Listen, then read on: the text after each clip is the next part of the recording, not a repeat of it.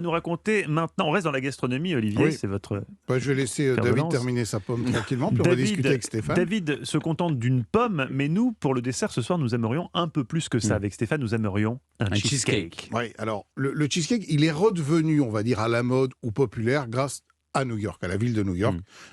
Si vous vous baladez à New York, il y en a partout. Il y a le concours du meilleur cheesecake de New York. Impossible d'aller à New York et de ne pas tomber nez à nez avec des cheesecakes.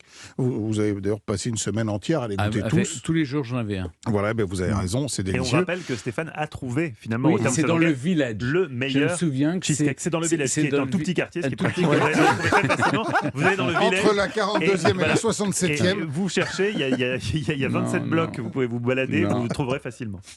Bon, enfin bref, il n'est pas du tout originaire de la ville de New York. C'est un gâteau traditionnel européen de l'Europe de l'Est et de l'Europe occidentale.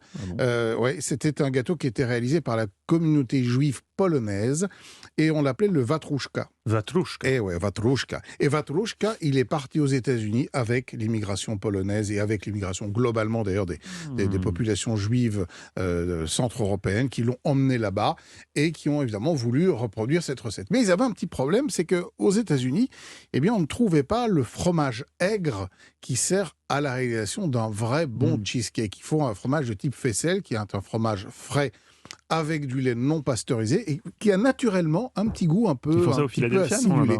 Voilà. Donc qu'est-ce qu'ils ont fait ? Ils ont remplacé le bon fromage aigre qu'il faut pour faire un bon cheesecake par un fromage industriel, parce que le Philadelphia, c'est un fromage industriel avec du lait pasteurisé, de la crème, etc.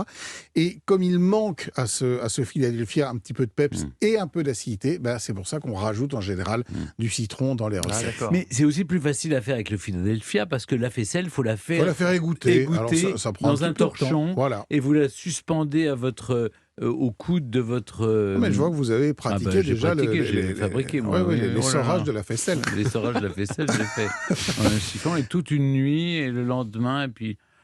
Non, c'est compliqué. Alors, pas facile les étés à Paro. À regarder et goûter de la faisselle pendant des jours entiers. Mais du coup, on grignote des cochonneries. Vous grignotez les gâteaux en attendant.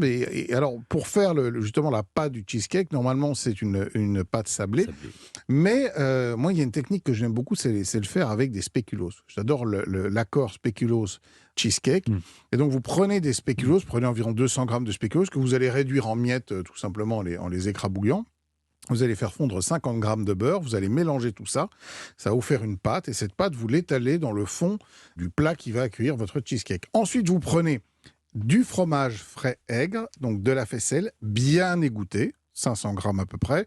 Vous rajoutez 125 grammes de sucre, 25 grammes de farine, 25 centilitres de crème fraîche épaisse et 3 œufs. Vous mélangez bien tout ça. Il faut vraiment avoir un mélange très très homogène, bien lisse. Vous coulez ça dans votre moule, avec évidemment la pâte par en dessous. Vous enfournez pendant 50 minutes dans un four à environ 170-180 degrés et vous laissez refroidir. Et vous avez votre cheesecake aromatisé spéculoos. Et comme on avait de la faisselle un petit peu aigre, pas besoin de rajouter du citron. Bravo, superbe. Ça vous va ? Oui, vous validez ? Je vais essayer. Merci Olivier. On retrouve toutes vos recettes sur le site europe1.fr.